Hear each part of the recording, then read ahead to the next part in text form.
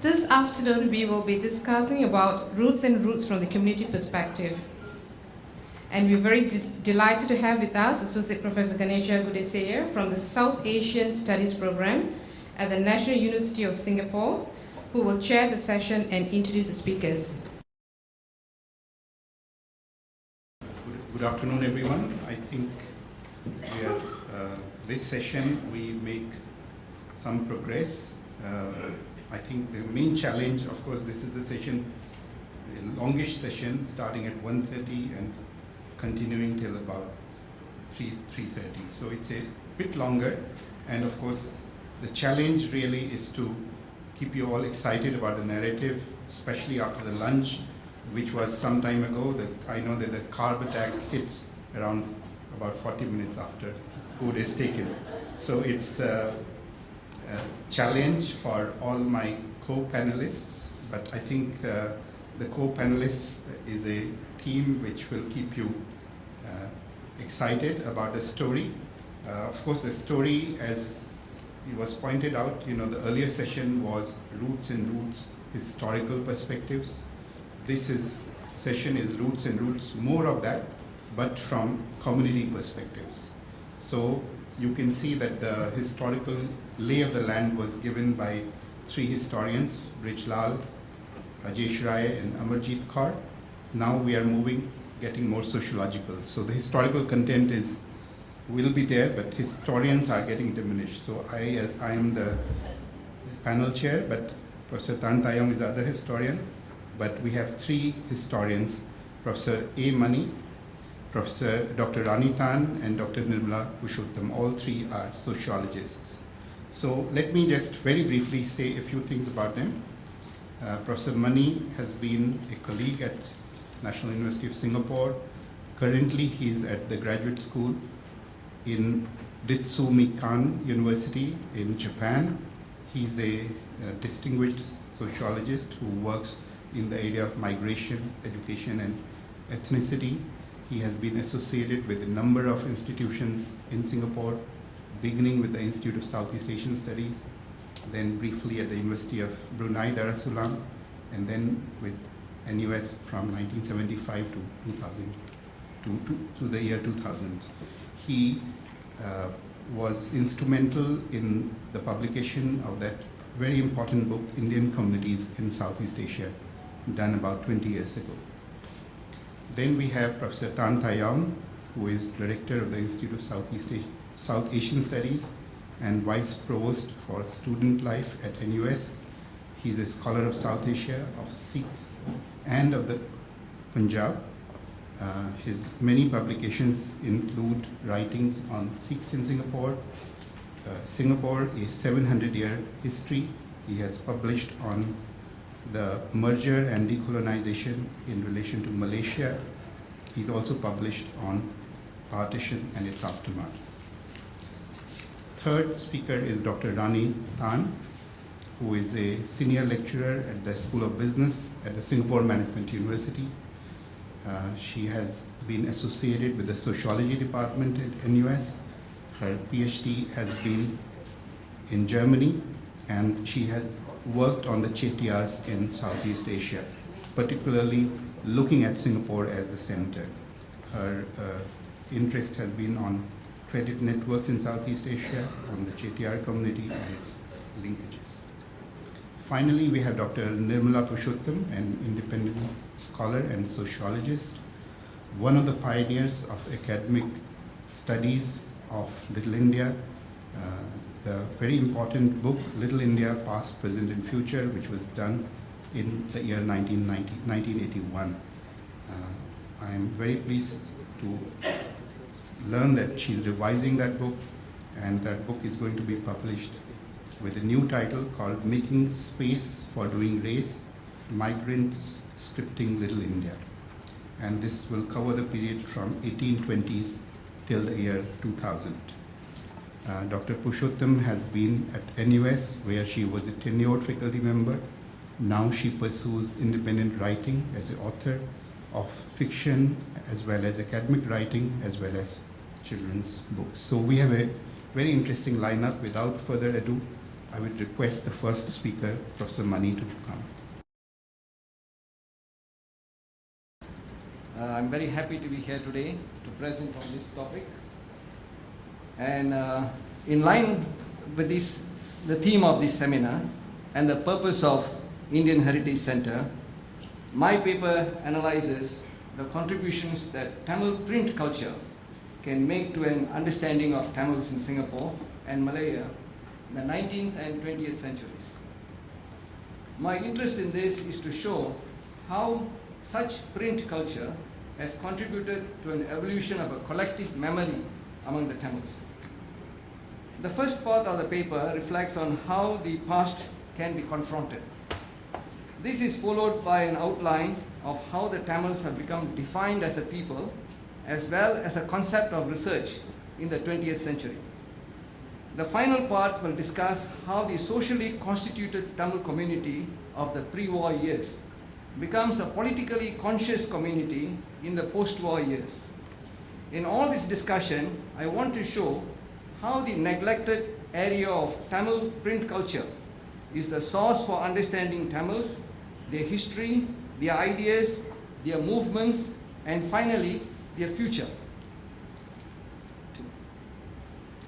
There is a vast interdisciplinary literature on memory work. I'm not going to go much into the theory for this presentation, but it will appear in the paper. They help to extrapolate from the individual to the collective, providing an understanding of how historical traumas shape collective identity. The literature on memory work enables us to theorize the modalities of memory that has been sustained among the Tamils in Malaya and Singapore, and to some extent also in North Sumatra, Indonesia, through their language.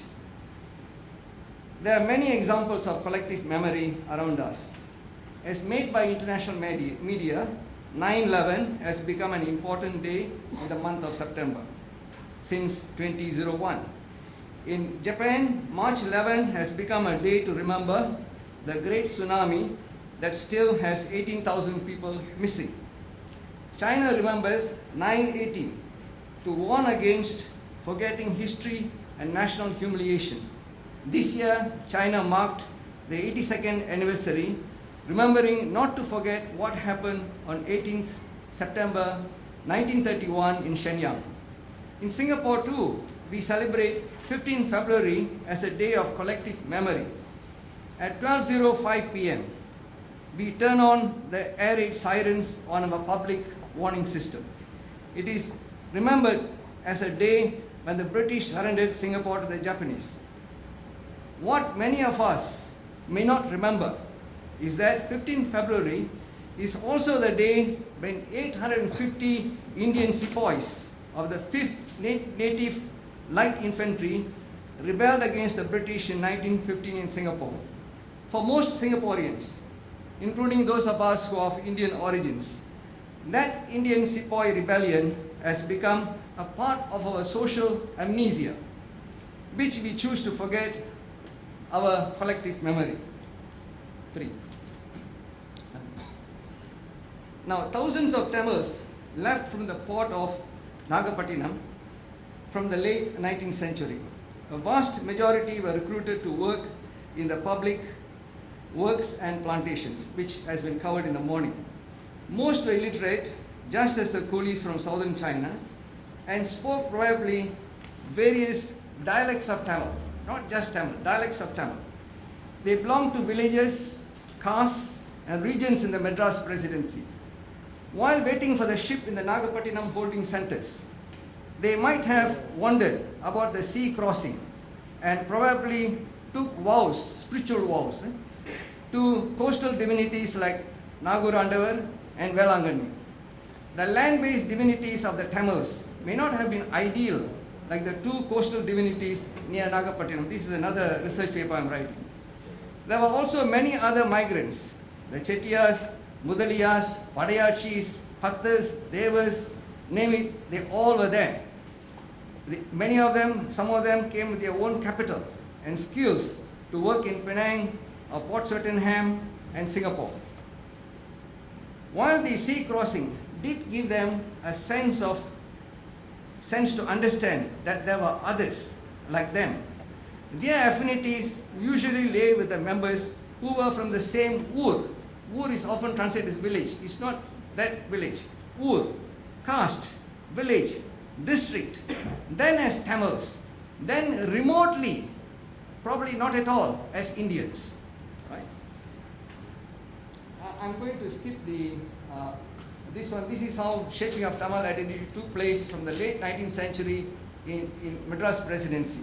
I'll skip this and I'll go to probably slide 4.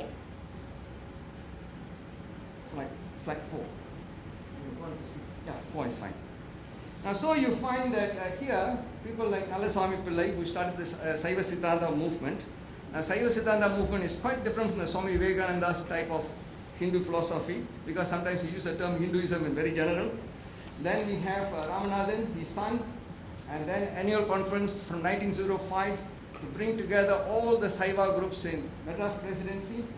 Then Vedachalam, who later becomes Maraimali Adigal, pure Tamil word, and he comes up with a theory that Tamil language is too pure, it should be divorced from Sanskrit. And then he also comes up with a theory called Tamil Inam, Tamils as a race. Now this is late 19th century.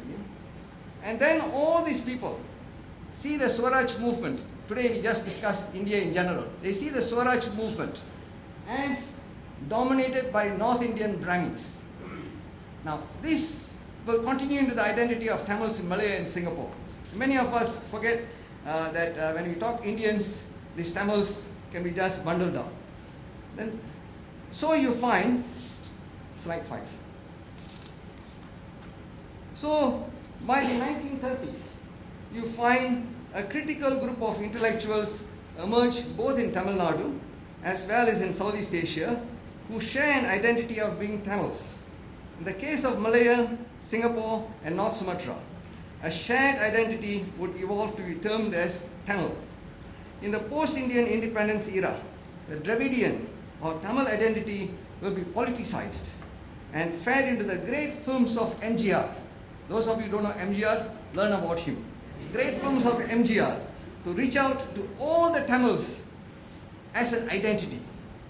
The political alliances and the population of Tamils in Singapore, Malaya and North Sumatra would bring about a social landscape in which temples, schools, newspapers, organizations, trade unions, political parties, elections would further refine and develop a Tamil identity, not only in Malaya and Singapore, but also in the Madras Presidency. Slide 6. There are many ways to analyze Tamil identity in Malaya and Singapore, and in places like Myanmar, Indonesia, and Brunei Darussalam. However, for the purposes of this inaugural seminar and this paper, I want to highlight the sources that are available in Tamil in Malaysia and Singapore. So on the right hand side, I put on the categories of print culture that I've developed for this presentation.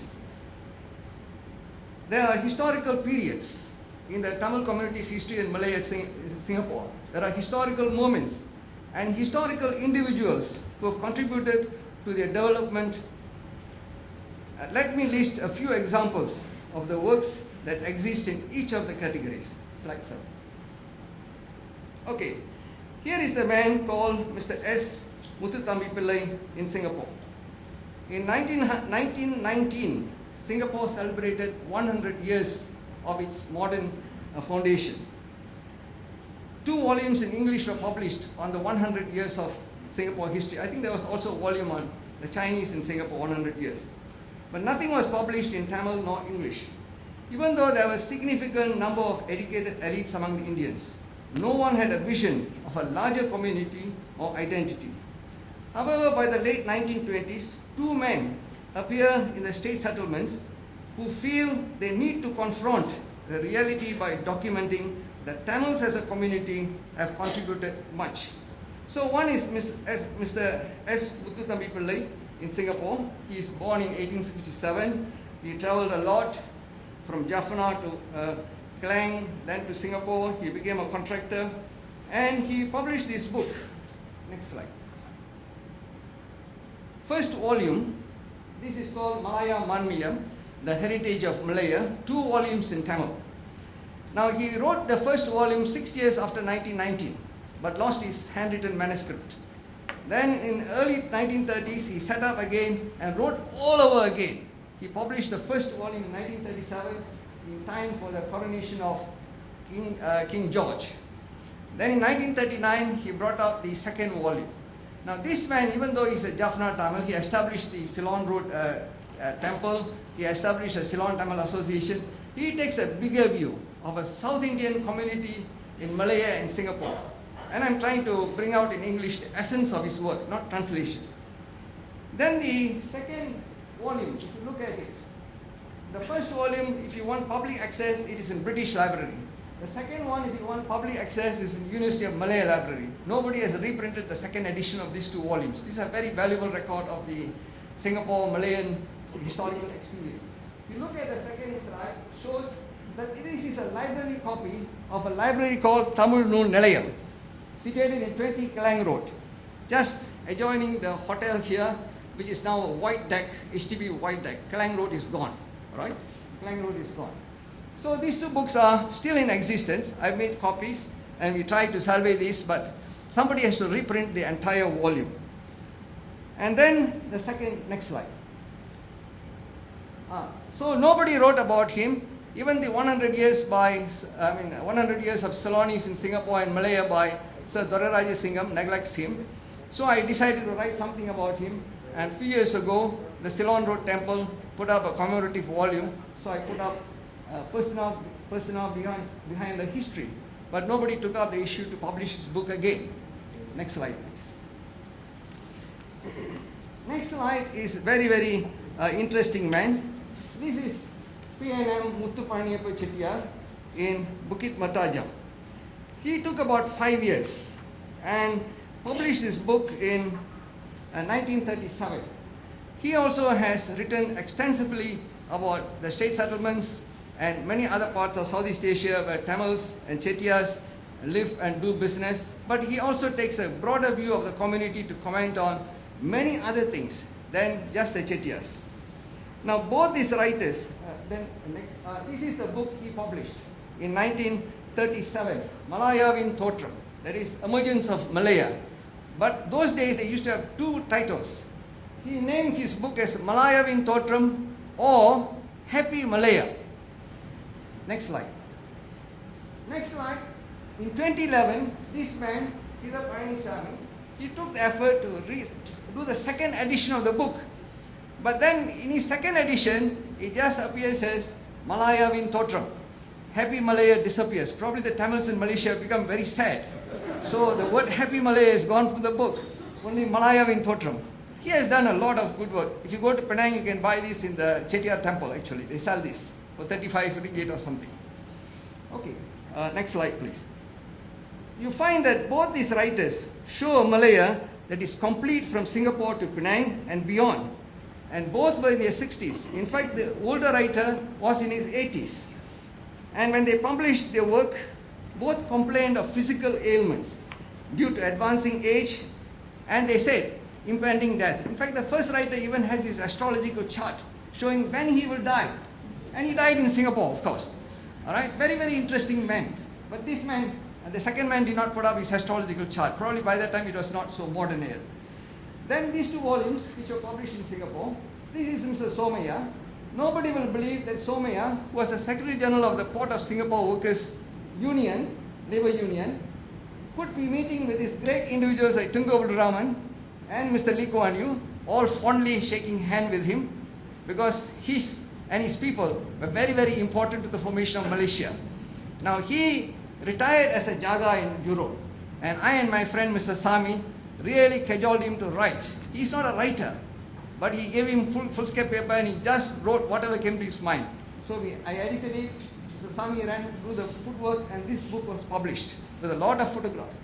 And this man established the first Tamil secondary school in Singapore and the whole of Southeast Asia, A.N. Maidin. Similarly, his friends, including myself, had to push him until we recorded and published this book. There are many, many books like this in the Tamil community, in Tamil, of all these pioneers who have thought about the community and the shape of the community. Next, I want to show some magazines and publications. Now, this is a newspaper. We only know here today about Tamil Murasu and some other newspapers that we get from Malaysia. Now, the community has been publishing a lot of newspapers. Even myself, I've published 3 newspapers in my lifetime, even though I think I'm very young still. So, this is Kolkai Murakam. This is in fact, the representative of the organization is here, Mr. Rajaram. Like for instance, this one, Kolkai Murakam, was the other side of the Tamil community. If Tamil Murasu gave one picture, Kolkai Murakam in all its years showed the other picture of the Tamil community in Singapore. Like this, all over Malay you have newspapers. And this second one is a single issue newspaper. 2 young men in 1957, almost teenagers, published this. Now, of course, they are great-grandfathers, all right? They are now grandfathers. But they only publish a single issue. So like this, there are lots of newspapers lying around in the community waiting to be collected. Next one, please. Next, I want to talk about magazines. Like this magazine is a 50th anniversary magazine of this library in Kuala Lumpur, which I visited, Muttamil Padipakam. They've been doing a lot of work for the 50 years. There were many libraries like this before, just like in Kelang Road behind this building. Just like Gandhi Memorial Hall in 1953 had a library. The Ramakrishna Mission in Norris Road had a library. All of them were libraries. And then this is something which I did in my lifetime, in 18 to 86. There are a lot of magazines like this lying around in the community. Next one.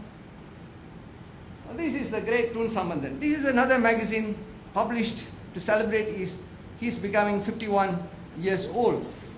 And then like this, every temple in Southeast Asia publishes at least one volume once in every 14 years or 12 years.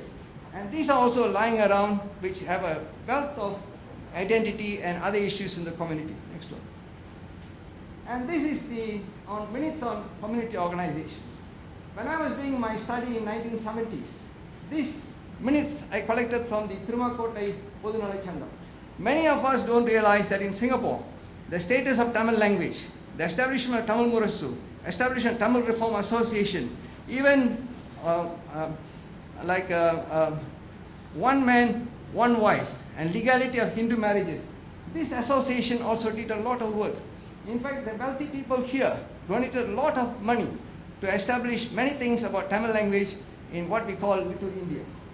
Now, nobody wanted to write this. In fact, the man K. Ramaya, for instance, later became Dr. Ramaya, head of the Tamil studies in NIE. He belongs to the Thirumakottai Devar group. And he said, Mani, look, we all are very modern people. We don't talk about caste anymore. It took me 20 years for me to make him write a paper on him. And then we published in a book like this, which is called Our History, all about Tamils in Singapore. Next one, please. And this is a miserable looking file, all right, thrown in the rubbish, collected by my young friend, Mr. Balatam here. This file contains all the documents that Tamil teachers wrote to the Minister of Education and the tensions in Tamil education when there was a Tamil Education Society which looked after 12 schools. The minutes here give a lot of insight into what is happening into the Tamil education in Singapore in the late 50s and 60s. Next one. These are photographs. The Tamil community has a lot of photographs strewn around in households, families, associations, everything. This one was discovered in a kampong house in Johor Bahru where my young friend Balatam took me and said, look, I'm taking over this house for a green farm and I find all these photographs. Of course, he did not know what is this. One look at it, I know this is the Ramakrishna Mission Tamil School, the 1950s. All the young boys and girls here are today grandfathers and grandmothers. Anyway, this is going to be, I've given it to the Indian Heritage Center. They will use this. And any of you, if you want it, you just ask me, I can send the PDF copy to you. Next one. These are letters by individuals and everything. These are just a sample of 300 letters I collected. In 1960s, the shipping condition was the worst from, say, Singapore, Klang, Penang, and then Nagapattinam and Chennai. Everybody writes very sad tales of how the Indian customs ill-treats them when they land in Nagapattinam and Chennai. How they usurp everything they take with them. So I wrote a paper on going home to cry. It isn't published, of course. Next one. Now, you may ask, didn't the Tamil community think about cherishing all these things? Yes, there was one great man called Dr. Ramasubaya in Indian Studies Department. Many of us who study Indian Studies Department know him very well. He went around collecting all these periodicals. He published this Tamil Malaysiana, a checklist. But unfortunately, in the year he published, he taught me this lecture on linguistics. He said, Mani, in 2 days' time we'll meet again. And on that day, he died the previous night in a terrible car crash. And with him, this collection also disappeared. It got dissipated. Nowhere we can find all the collections in one place. And so you find we are now at an important turning point in history. We have not made any concerted effort by any organization. British Library has some collections. The University of Malaya Library has some collections. Singapore National Library, thanks to Pushpalata, the oldest published book in Singapore has been bought from Nagore and brought here. And then we have archives and oral history holding on to some things. So we have to digitalize all these things, all the individual collections, private collections, and load them onto a single portal so that anybody can see, any Singaporean can see, anybody in the world can see, and especially scholars like us can continue to get a lot of material out of this and continue writing. And finally, so I must thank you for listening to this rebel and interesting things that I discovered. And in about 3 months' time, they will publish this electronically. You can read more about the interesting things I have to share with you. If you have anything to add on, please contact me, and I'll be happy to add. Thank you very much. Good afternoon, everyone. Well, this morning we've had a good helping of papers that have given us the historical context, explaining the migration of Indians to Singapore and Malaya. And also now we've heard a very fascinating paper from Professor Mani. But the focus of these papers have been largely on South Indians, or Indians from the southern part of the subcontinent, migrating to these parts of the world as indentured laborers or under the Kangani system. So I'm going to take your focus away from the south for a while and move you to the north of India to look at another group of migrants who came to these parts of the world, and also for a different purpose, not so much to work in the plantations or the estates, but to serve as part of the law and order mechanisms of both Singapore and Malaya. So my presentation will be on the Sikhs, and I'll explain. Actually, I'm a historian, so I'm going to take a historical approach to explain the genesis and growth of the Sikh community in Singapore, but to take on a sociological interpretation of their grappling with identities and issues of settlement as they settled into these parts of the world. So, next slide, please. As with the earlier papers, I think to understand Indian migration to Southeast Asia, one has to see this in the context of the expansion of the British Empire. Now, this was especially so in the case of the Sikhs, who came largely because of the need of the imperial powers as they settled and expanded their presence in Malaya to establish law and order. So in doing so, they needed the right type of people. And this was the trigger for first batches of Sikhs to be brought in to Malaya. I think the earliest recorded instance was case of the Captain Speedy from Perak, who, let me get my slides in order. Captain Speedy from Perak, who was asked by the Menteri of Larut to raise a force of security men whom he could use to deal with the Chinese miners and the Chinese gangsters that were then operating in his tin mines. Now, subsequently in 1881, the Strait Settlements in Singapore in particular, a paper was written to raise a police force, and it was again highly recommended that a batch of Sikhs be brought in to fit into this contingent. Now, the question is, why was there a preference for Sikhs for security forces? Now, to answer that question, I have to give you some context, some colonial context of what was happening in the Punjab. Now, many of you here may already know that the Punjab became part of the British Indian Empire after 2 wars, in 1849. So Punjab was annexed to the empire and became part of, came under British rule. Now this was after a period in which the British had fought the Sikhs. Now Punjab was for a period ruled by Maharaja Ranjit Singh, who ran a kind of a military bureaucratic polity, and when he died, Punjab was sort of fragmented, ruled by various war bands. Now these guys fought against the British, but British eventually managed to overcome them in 1849, took over them. The first thing the British did after conquering Punjab was to demilitarize the Sikhs, because they were afraid that the Sikhs would rise again under a leader and fight against them and throw them out again. So the first thing they did was to demilitarize the Sikhs. So arms were collected and the Sikhs were pushed into the land, and they had no involvement at all with the military. But things changed very quickly in 1857 as a result of the Indian Mutiny or Rebellion, when Delhi was captured by rebellious troops from the Bengal regiments. So what the British needed to do was to raise a force very quickly to fight against the Bengal regiments that had mutinied and taken over Delhi. And so they turned to the Sikhs and raised them again as military regiments. Now the Sikhs, of course, at that time had no love lost against the Bengal soldiers, because they had fought against each other in the Anglo-Sikh wars.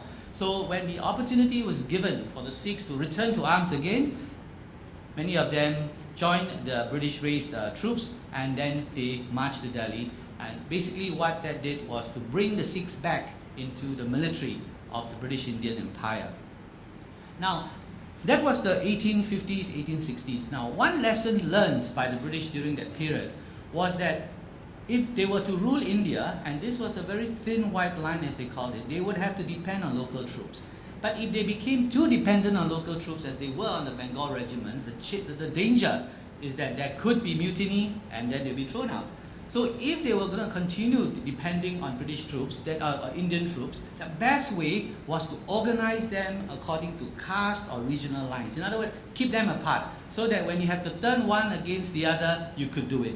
So the reorganization of the Indian Army after 1857 was one of compartmentalization. In other words, you had the Sikh regiment, you had the Bengal regiment, you had the Dogra regiment, and so on and so forth. So that was the start of the identification of some groups that were recruited purposely for military service, and the Sikhs was one of those groups. By the 1880s, the presence of the Sikhs in the military was deeply entrenched when the Punjab became known as the sword arm of the Raj, where more than 60% of the Indian army was recruited from the Punjab. Now, one could see a sociological argument for this, and that was that these people from the northwest part of India, the Pathans, the Sikhs, the Punjabi Muslims, the Rajputs, they were especially suited for fighting, and maybe their caste orientation predisposed them to such occupations. But there was also a very simple logical explanation, and that was by the 1880s, the threat that the British were facing was coming from the northwest, from the Afghans. This was the great game. So the fight, if it was to happen, was going to happen in the northwest, and the people who were best equipped to fight in that kind of environment were the people who were living there. So the Punjab actually became very important strategically for that purpose. So two things came together. The British had this racial stereotype that the people who were there would be the best suited to fight because they had certain qualities about them. They were sturdier, they were bigger, they were more attuned to the conditions of that place, and also geographically the location made it easy for them to raise cantonments and garrisons there. So basically what this meant was that the Sikhs then became identified together with others, the Dogras, the Rajputs and others, as a martial race. And the martial race doctrine was deeply entrenched in the thinking of the British. Now this did not, of course, limit itself to practices in India and Punjab or India, but where the British went, they thought along the same lines. So you want to recruit people for the military forces, for the militia, for the police, go for those people who could fight. And the people who could fight were the people who were martial races. Now, in India, martial races was a broad category. Now, if you dig deeper, you'll find that they were even sort of carefully defined down to the village level. if you read the recruiting books, the recruiting handbooks of the British produced these recruiting handbooks that were given out to the regiments so that they would follow the kind of manual when they recruited. And these manuals define very carefully what type of recruits you should be looking for. In the case of the Sikhs, he must be a Khalsa Sikh, he must have been baptized, he must be a follower of Guru Gobind Singh, by definition a Khalsa Sikh, he must be from a particular village, he must be from a particular clan. So these details were very carefully stipulated because these people, so it's a kind of a racial explanation that these people were best suited for the fighting. So the best Sikhs, according to these British handbooks, were the Jat Sikhs from central Punjab, in a region of Amritsar, Lahore, in the area that they call the Manja region. So these were mainly Jat farmers. Jat is a caste, a farming caste. Jat farmers who were small landholders by and large. The large landholders were those who were further west of the Punjab. And many of them had already by the 1880s, 1890s, had a career in the army. And they found that this was a good career because land was small, you had a big family, you had several sons, land was fragmented because when inheritance was passed from one generation to another, and when the land holding became too small, farming was not a viable option. So it's good to have a second, third or fourth son join the government service, so to speak. And since military service was provided for, it was sought after.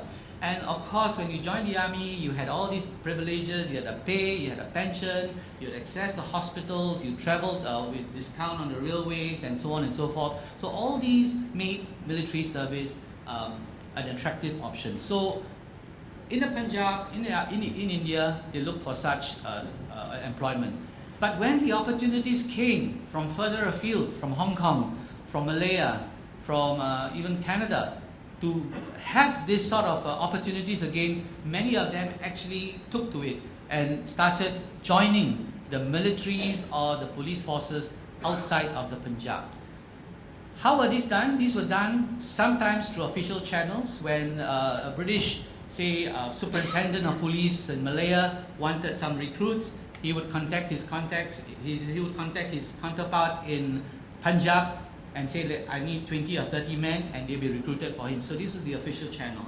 But very often these were also done in an informal social kind of networking manner, in which a sergeant having served in another part of the colonies would have come back and said that, look, life there is good, opportunities are good, I'm going to go back in about 3 weeks' time. Those of you who are interested to find job, follow me. So through this sort of a network, they were able to bring back quite a lot of people through the recruitment of such family and friends. So the point I'm making is that the first flow of Sikhs to this part of the world were predominantly Jat Sikhs because they were recruited for military purposes. And they came from certain districts of central Punjab because of the belief by the recruiters that these people made the best soldiers. Subsequently, others followed, and there were commercial migrants, the people who did not come from the landed class, but who came because they saw economic and trading opportunities, and these were the Auroras and the Khatris, who actually came from the urban centers of the Punjab, from Amritsar, Lahore, Ludhiana, and then they set up businesses, selling and trading, and also doing some simple sort of commercial activities. There was also another group of the lower caste Sikhs, the Masbis, who came to do menial labor, bullock cart drivers, dairy farmers, and so on. So you had a mix. But the point is that because they came primarily as military men and policemen, the community was predominantly Jat. Now the second point I want to make here is that we talk of Sikh migrants, we talk of the Sikh community or Sikh diaspora, but we also have to understand that it is actually not a very homogeneous kind of a community. The Sikhs brought with them also multi-layered identities. I think this is pretty commonplace. If you talk of the Chinese, you talk of a Chinese community, you can talk of Teochews, Hokkiens, and Cantonese, and so on. So it was the case with the Sikhs as well. So they brought their multi-layered Punjabi Sikh identities because the Sikh identity is essentially a religious one. but there was the socio-ethno kind of identity that was essentially Punjabi, and also there were identities that were tied to localities, to occupations, and this informed the way they organized themselves. And because of the way they were recruited, people from same clan, same families, they came here, they organized themselves in similar manner, so there were therefore segregation within the community. So these identities basically created sometimes tensions, but essentially divisions within the community, and this was transplanted in Singapore as well.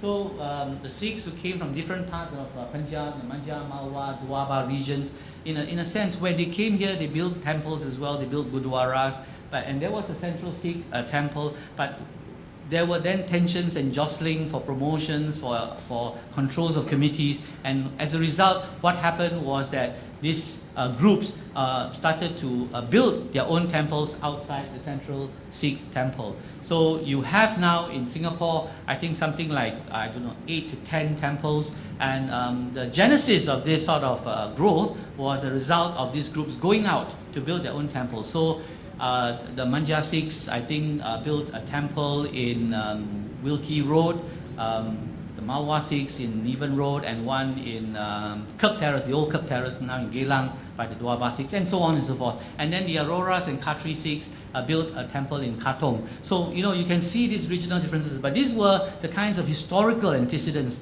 that led to this sort of proliferation of different temples. Next slide, please. Now, however, the Sikhs also sought to have iconic or umbrella kinds of institutions that would define them as a community, and there were two temples that essentially served that purpose. I've already mentioned the Central Sikh Temple, so that continued to be or continues to be the central temple for all the Sikhs in Singapore, although there are others where the community worship.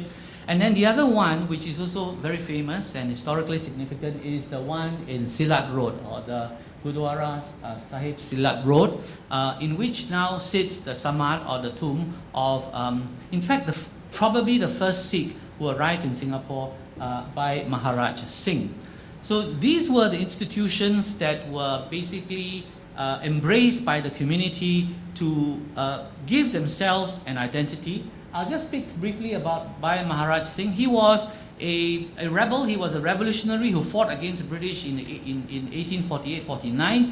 He was captured and he was deemed to be too dangerous to keep in the Punjab because he was believed to have some supernatural powers. So the British decided to send him to Singapore, keep him there so that he'll be out of mischief's way, and he was interned in Singapore in 1850, where he stayed here and then he died. And after he died, he developed a kind of a status as a sant, a saint, in which people started praying by his tombstone, which was originally located in Singapore General Hospital. But then the congregation started growing too large, and the hospital said this is inconvenient. They have too many people worshipping there. The tombstone was shifted to Silat Road Temple. So basically, that is where he's now memorialized. There's a memorial center for Bhai Maharaj Singh. So basically, you can see that there are institutions, despite this heterogeneity within the community of the Sikhs trying to create an identity for themselves through their institutions and through some individuals. Now, I don't want to go away giving the impression that all the Sikhs who came were Jat Sikhs who served in the military in the 1920s and the 1930s. You had the arrival of commercial migrants and people who came to establish retail and wholesale businesses in Singapore. Some came directly from the Punjab, as I mentioned, from the cities and urban areas. But what was interesting was others came via places that they had already established businesses in other parts of Southeast Asia, namely Rangoon and Bangkok. And you have very prominent business families now who could trace their roots, not directly from the Punjab, but a twice over kind of a migration from Rangoon and Bangkok. And then the post-war situation, there was further triggers for migration. One was the partition of India in 1947. Punjab was most affected, other than Bengal, of course. The Sikhs were the most affected because they were right smack in the middle. Their community was divided. Some of them moved out of, many of them, well, in fact all of them almost moved out of Punjab. Some settled in Delhi, others went further afield.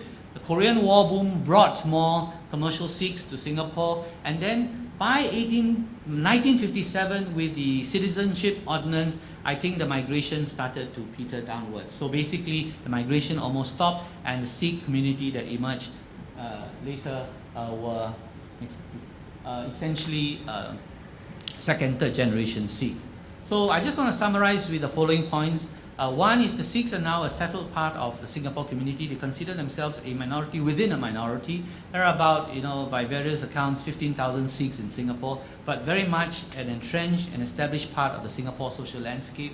The roots of this community could be traced back, as I said earlier, to the 19th century with the establishment of the police force in Singapore.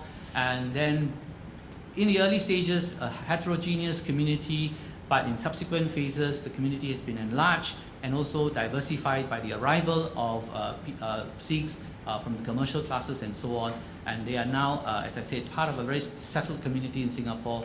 But the links with the Punjab is now not as strong as it was before. But I think development sometimes in India occasionally has an impact on questions of their identity here. I'll stop here and I'll take your questions later. Thank you very much.